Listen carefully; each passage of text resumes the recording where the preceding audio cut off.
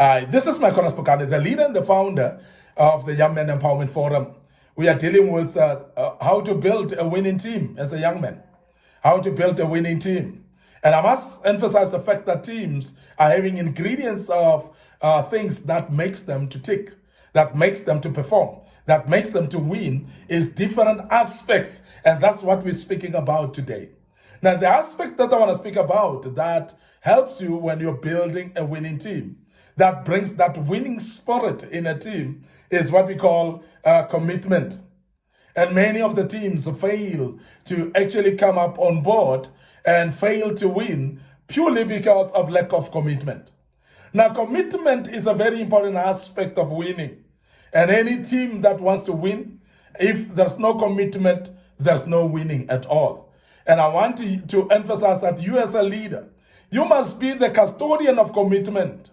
It must start with you and filter down to the team members, whereby if you are not committed with that which you want them to do, it is very important that you know that you are setting a wrong precedence. And I must emphasize the fact that a leader must set an example.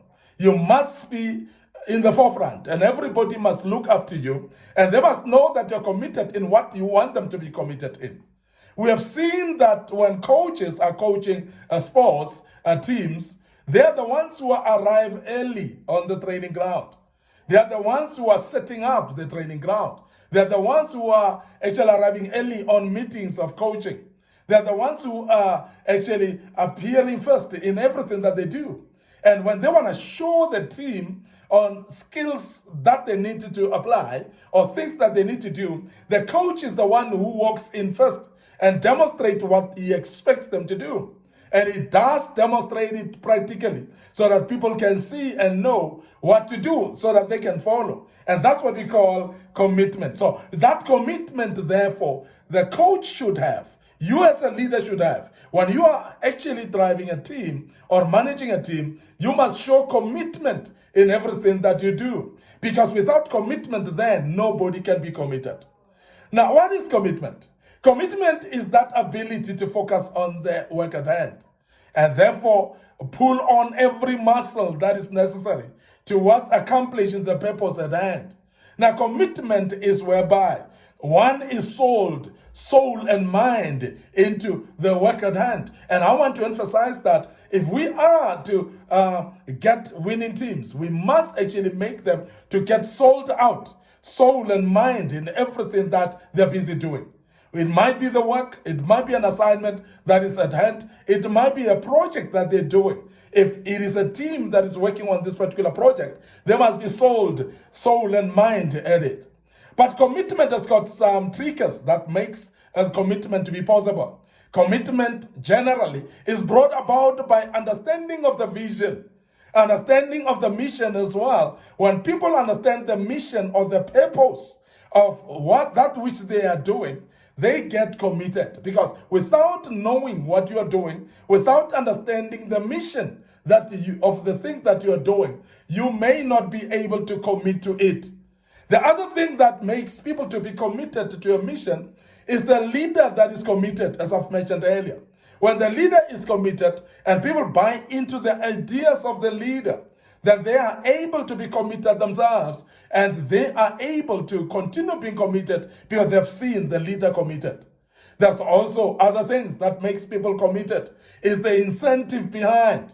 In other words, if we have got a prize to achieve, if we have got what we call an incentive to find, whether the incentive is fulfillment of yourself as an individual. People become committed because they are fulfilled. People, they are committed because of what incentivizes them. Now, incentive that we're talking about is generally what we call motivation. What motivates the people? Now, I want to emphasize that when there's a motivation, people tend to commit.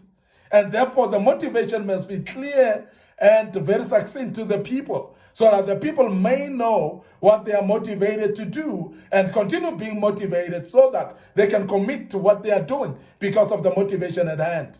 Now, we have seen that motivation can be extrinsic, which is external motivation, something that is maybe a price set, or maybe an incentive set, maybe a salary given, maybe wages that are going to be given, that are being motivated, that people are motivated to do because they're going to get paid.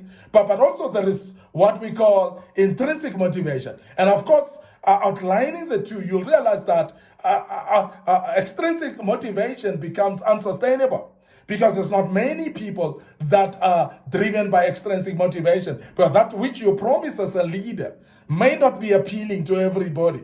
And there are people that, even when we speak about wages and salaries, there are people that are not motivated by money.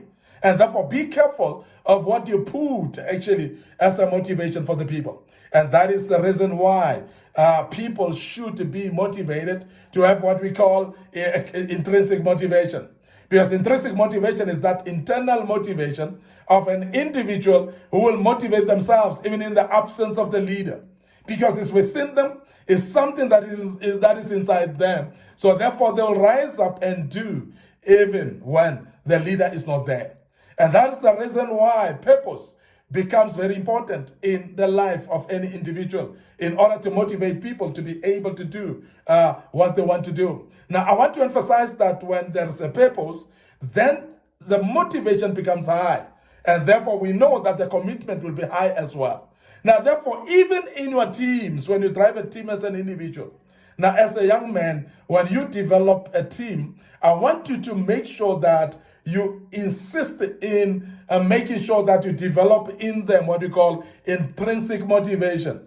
You make sure that you clarify the purpose, that you make sure that you outline the mission, that you make sure that you make them aware of the end of what they are doing. Now, when people understand the end, they pursue the end through the actions now. And I want to emphasize that when people know that, they are motivated even when you are not there as a leader to motivate them.